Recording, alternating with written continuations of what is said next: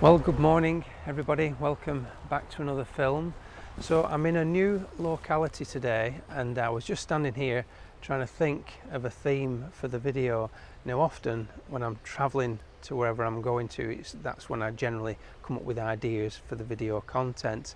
But today I'm going to let the day dictate whatever the film turns out to be, because I have no idea what I'm going to shoot today, and the reason I'm here in this woodland is because I've never been here before and I wanted to have a look what it might provide me with at another time of year. But I will tell you that as you can see, we've got a lovely sunny day, not ideal conditions for woodland, lots of harsh light, and to make matters worse, it's 10:15 in the morning, so well and truly past the golden hour. Certainly June the, what are we on now, June the 22nd, so lots and lots of harsh light to contend with. But I really wanted to come to this spot. It's a place that I've been told about, and I've been wanting to visit for a little while now, and I've just never got round to visiting it. It's very, very dry underfoot. Much of the ground flora in woodlands has completely gone past its best now, so there's not a lot of subject matter, but I always maintain there's always something to photograph if you're in the right mindset.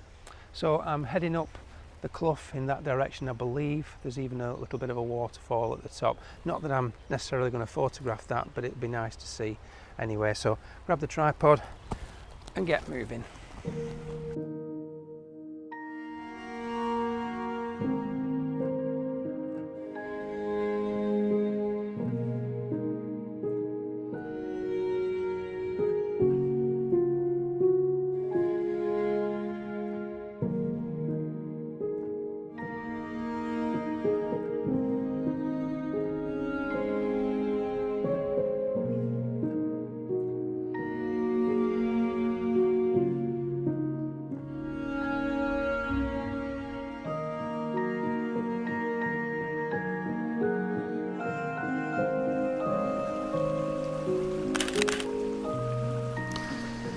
So I did wonder if it was going to become one of those sort of abstract kind of days, and certainly that's presented me with my first opportunity. I was walking along the footpath at the top there, and this whole banking's covered in these enormous prehistoric scaly male ferns, really beautiful in gorgeous condition. And what caught my attention initially was the sheer amount of them. Literally the banking is full completely. And the size, secondly, and I thought, wouldn't it be lovely just to go underneath and look up through them? My first thought was to use a small aperture and focus through the fronds, some of the higher fronds further up, and sort of shoot through them. But as I got down underneath and I turned the aperture to f16, it was a bit too cluttered really, and I didn't really like the effect. So I ended up on f5.6, and I'm not quite at 1:1. And what I've been doing is I've been using just one side. I think it's actually this one here, one side of the frond, and I've been creating an outer focus shape with it and just moving the camera around until I get a pleasing effect.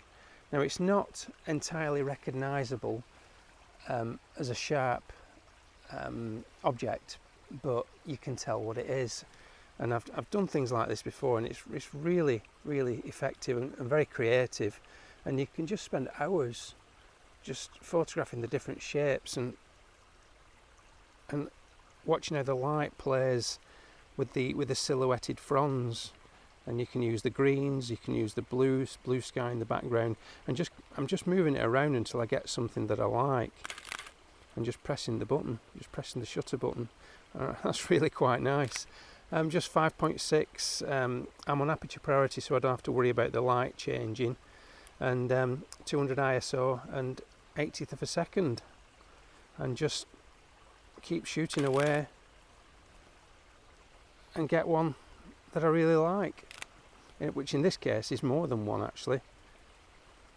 So I'll put the best one on now.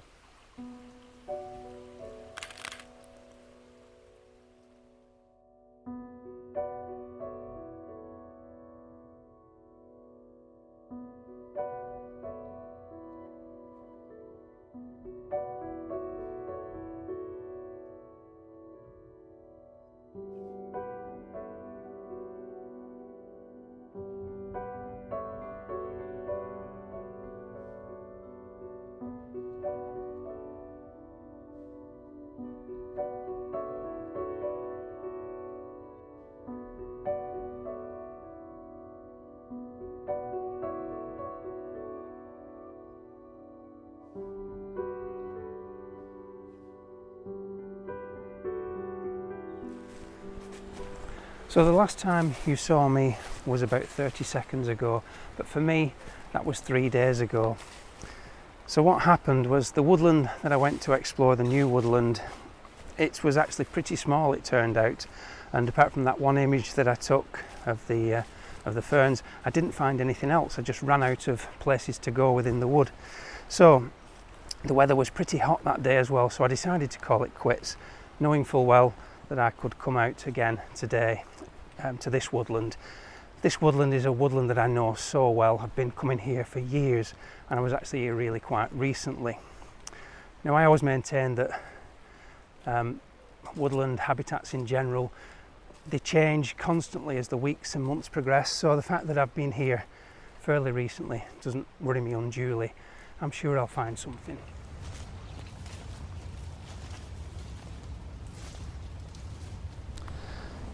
So I've just invested quite a lot of time in this one little area just here, and the woodland typically at this time of year is just a sea of green everywhere you look, but this little damp area just here to my left and right has got quite a lot of red campion growing in it.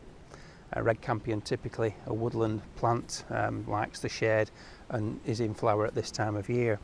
So what I've done is I've spent probably the best part of 45 minutes trying to find a cluster of flowers or a flower that really lends itself to a nice composition, and eventually I did find one. I knew there'd be something here eventually if I spent enough time looking, that I would find something.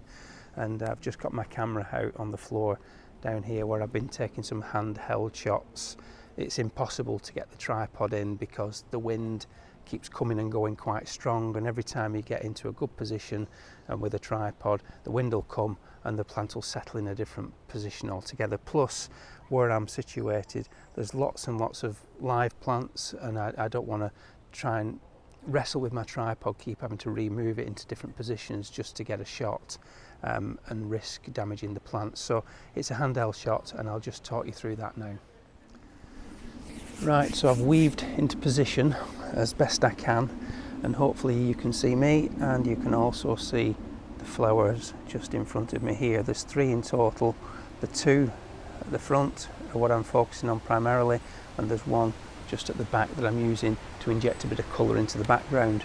There is 1 sort of dying off further back that on some of the frames has added a bit of a splash of colour into the background, but because the wind's moving around quite a lot, I don't get that on every frame.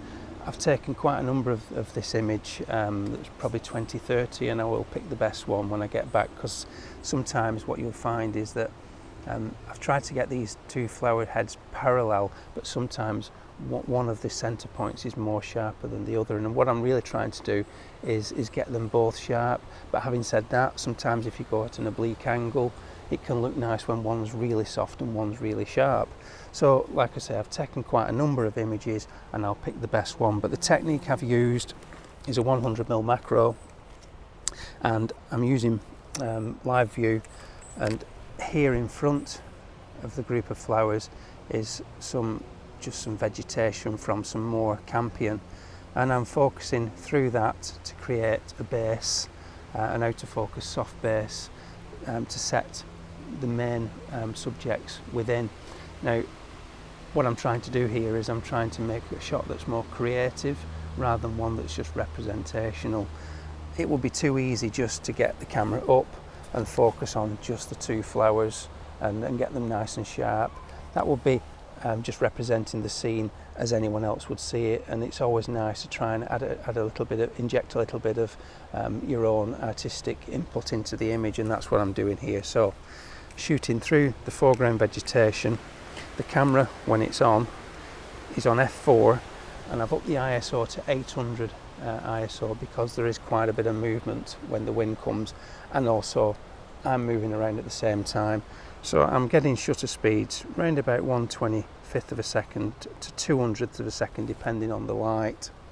And sometimes the background's going dark and sometimes it's a light green, and there's lots of variation between the frames, and that's why I'm probably just going to pick the best when I get back home.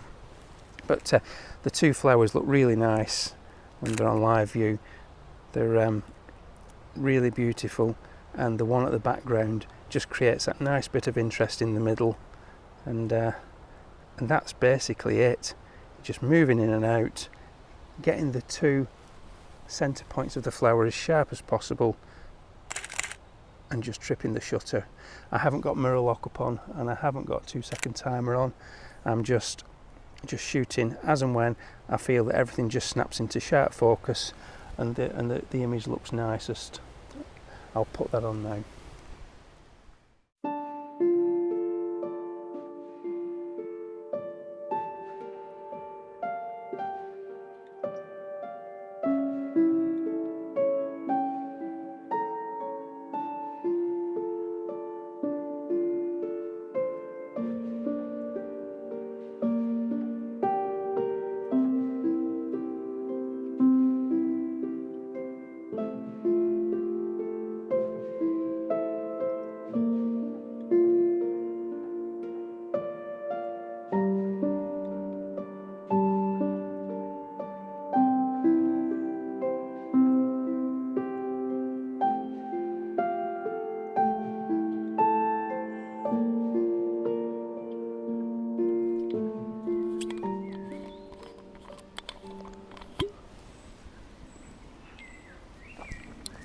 So I've seen quite a number of potential images on my walk so far, but none of them have really been worthwhile getting the camera. There's always been something that's not quite right about them, and part of the problem in some of the situations has been the dapple light has been casting hot spots, and ordinarily I'd use my diffuser to cast flat light over the object, but the scenes that I've seen have been quite big, 2 or 3 meters, and I've not been able to get the shady light over the top of the whole scene.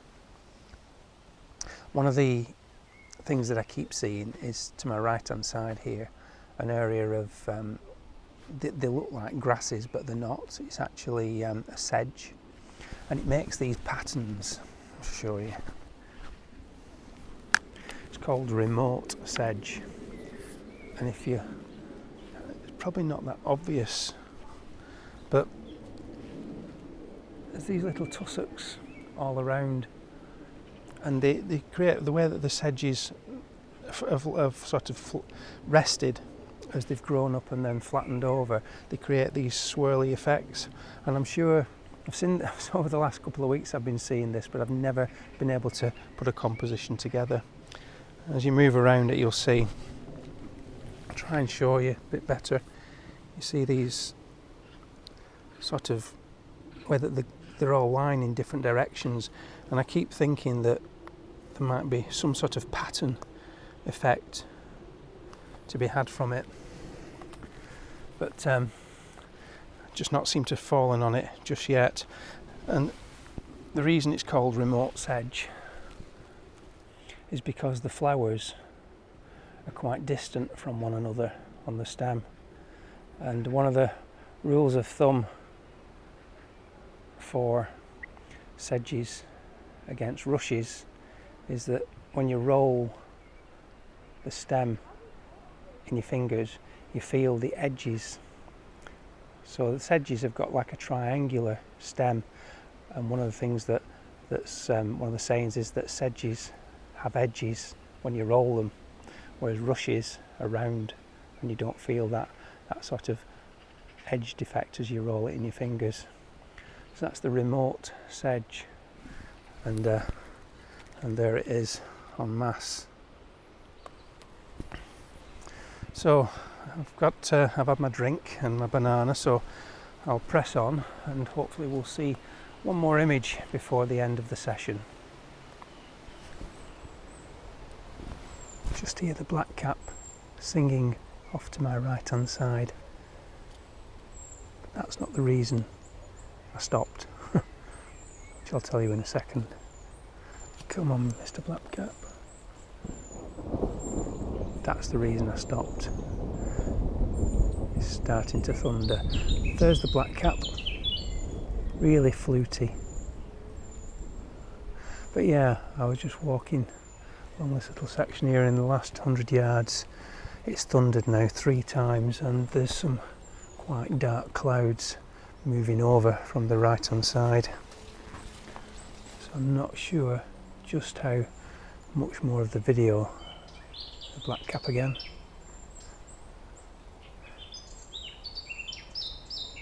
Really lovely. I'm not sure just how much more I'm going to get done of this video, because as we all know, often with thunder and lightning comes very heavy rain, but I'll keep pressing on. Hopefully we'll get that one more image before the heavens open. I do have a waterproof in my backpack, so if I do get caught out, it's not the end of the world. So I think I've got my next shot. The thunderstorm didn't actually arrive. It's calmed down a lot now. The blue sky has come back, which has presented problems again with dapple light, and certainly again my image is going to suffer with that, but it's small enough this time that I can probably shield it if I need to. So currently I'm beneath a lovely big mature and majestic, I have to say, horse chestnut tree. Absolutely lovely. And naturally, with all trees, beneath them you get lots of accumulated detritus, leaf mulch that's just built up over the years. That's all the dark brown that you see. Now if you look carefully, you'll see some lighter leaves, some yellow ones. Those are the leaves that's fallen off this year early, probably due to high winds or heavy rain, and they've started to break down like they would in autumn. They started to turn their almost an autumn colour. So just here is one that grabbed my attention. There's two leaves together side by side, upturned, surrounded by some of the darker brown material, and that's caught my eye as something that stands out. It's an anomaly. I need to do a bit of work on it because there's bits of strands and things. I'll never be able to get rid of them all entirely, but there'll be a point at which I'll feel that it will be suitable to take the shot. I'm not 100% sure whether it's going to be a great image or one of those 3 stars that I've mentioned previously, but I think it's worth getting the camera out and having a look at. I generally will know the minute I look through the viewfinder whether it's going to work or not, so I'll get the camera out now and frame it up. Right, so the dapple light is a bit of a pain, but as luck would have it, a few minutes ago we had some cloud and I managed to grab what I wanted. Quickly just talk you through the setup. And the other thing is I've just moved 1 or 2 bits of this stuff out the way. This is Himalayan balsam. It's actually an invasive species in the UK, and right now is a good time to pull it up and get rid of it. So I've just moved a bit of that out the way because it's not helping, and it was actually casting a bit of dark shade onto part of the frame, which I didn't want. So the crop, I've gone for quite a tight crop.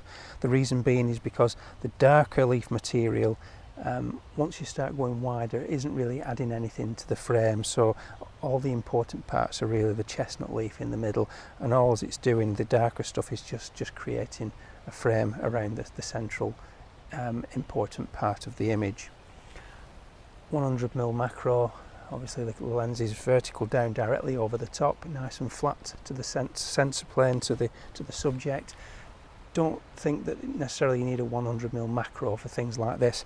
I'm about 3 feet away from the subject here, and a 100mm lens, a standard 100mm lens, would get this just the same as a 100mm macro.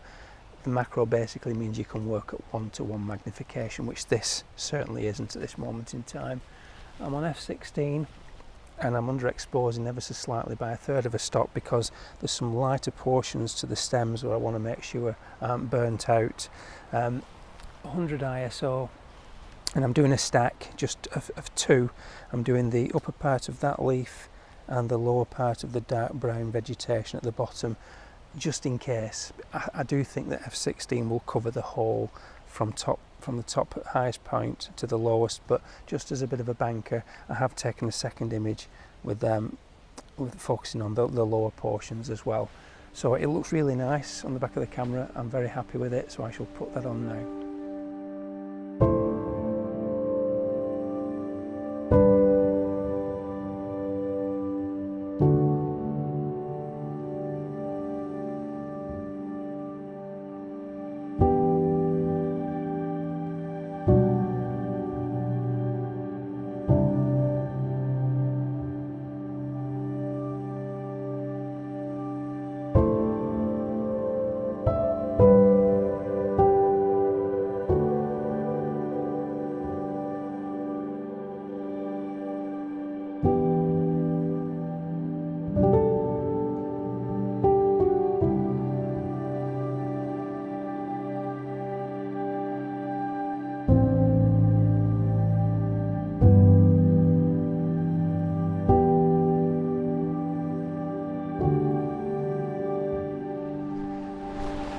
Right, images to come at the end, but for now I need to get out of here. The wind is picking up and there is a great big black cloud heading my way, and I can't believe I'm going to get away with it one more time.